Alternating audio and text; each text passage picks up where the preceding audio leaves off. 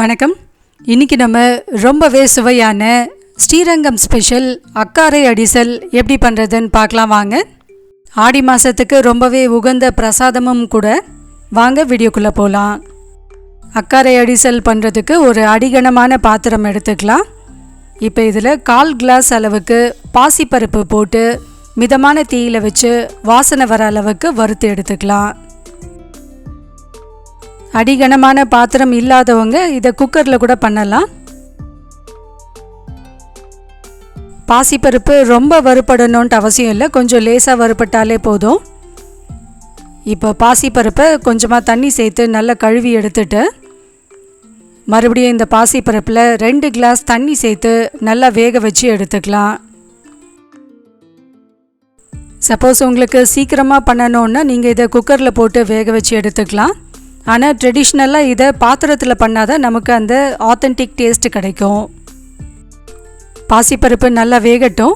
அதுக்குள்ளே நம்ம பால் காய்ச்சி எடுத்துக்கலாம். 1/2 லிட்டர் திக்கான பாலை நல்ல சுண்டை காய்ச்சி எடுத்துக்கலாம். ஃபுல் க்ரீம் பால் சேர்த்து பண்ணாலும் ரொம்பவே டேஸ்டியாக இருக்கும். சாதாரண பாலுன்னா தண்ணி சேர்க்காமல் நல்ல சுண்டை காய்ச்சி எடுத்துக்கலாம். 3/4 கிளாஸ் பச்சரிசியை தண்ணியில் ஊற வச்சு எடுத்துக்கலாம்.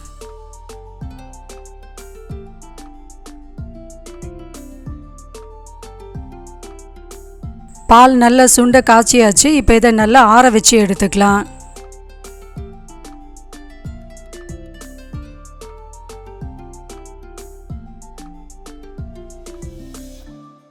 பாசிப்பருப்பு 3/4 வாசி வெந்தாச்சு. இப்போ இதில் நம்ம ஊற வச்சு எடுத்துருக்க அந்த அரிசியை சேர்த்து கலந்து விட்டுக்கலாம். 3 கிளாஸ் தண்ணி சேர்த்து இப்போ அரிசியை நல்லா வேக வச்சு எடுத்துக்கலாம். ஹை ஃப்ளேமில் வச்சு இதை நம்ம வேக வச்சோன்னா சீக்கிரமாகவே தண்ணி வற்றி போயிடும். ஆனால் அரிசி வேகாமல் இருக்கும். அதனால் நம்ம நார்மலாக சாதம் வடிக்கும்போது எந்த அடுப்பில் வச்சு பண்ணுவோமோ அதே அடுப்பில் இதை வேக வச்சு எடுத்துக்கலாம். அடுத்து ஒரு பாத்திரத்தில் 1/2 கிளாஸ் பொடித்த வெல்லம் எடுத்துக்கலாம். வெல்லத்தில் 1 கிளாஸ் தண்ணி சேர்த்து பச்சை வாசனை போகிற அளவுக்கு இதை நல்லா கொதிக்க வச்சு எடுத்துக்கலாம்.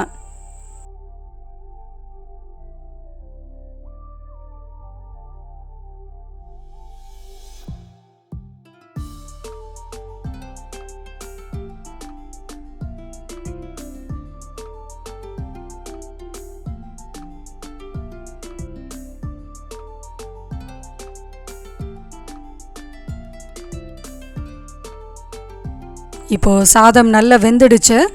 இந்தளவுக்கு தண்ணியெல்லாம் வற்றி நல்ல குழைய வெந்திருக்கு.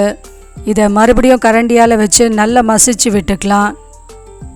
அரிசி கொஞ்சம் கூட தெரியக்கூடாது, அதனால் நல்லா மசிச்சு விட்டுடலாம்.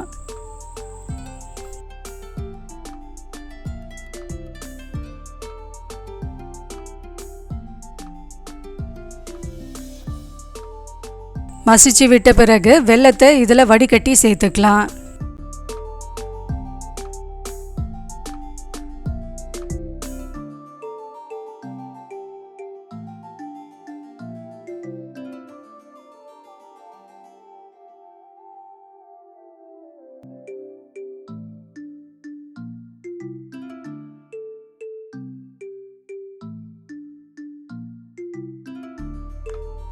மூணு ஏலக்காவை தட்டி இது கூட சேர்த்துக்கலாம்.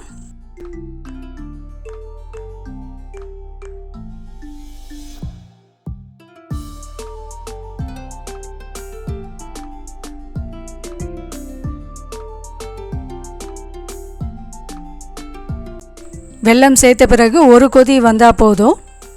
அடுத்து இதில் நம்ம ஆற வச்சு எடுத்திருக்க அந்த பாலிலிருந்து 2 கிளாஸ் பால் சேர்த்து மிதமான தீயிலே வச்சு இதை நல்லா கொதிக்க வச்சு எடுத்துக்கலாம். அக்காரை அடிசலோட ஸ்பெஷாலிட்டியே பார்த்திங்கன்னா இந்த பால் தான். பால்லையே இந்த அரிசி வெல்லம் எல்லாம் நல்லா ஒன்றா கலந்து கொதித்து இது நல்ல ஒரு திக்கான கன்சிஸ்டன்சிக்கு மாறி வரும்.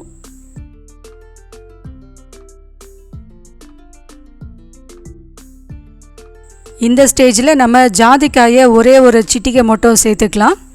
ஒரு சிட்டிகை மட்டும் போட்டால் போதும், நிறைய போடக்கூடாது.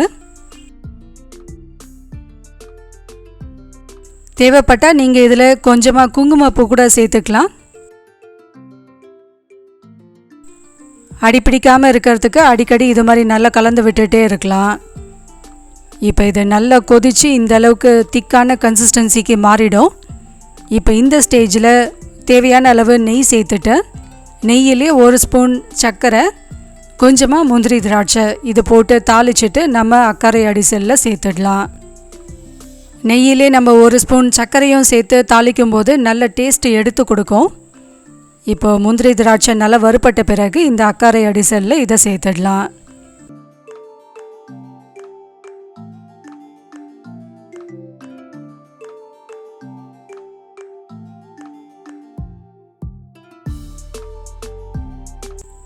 கமகமன்னு ரொம்ப சுவையான அக்காரை அடிசல் ரெடி ஆகிடுச்சு.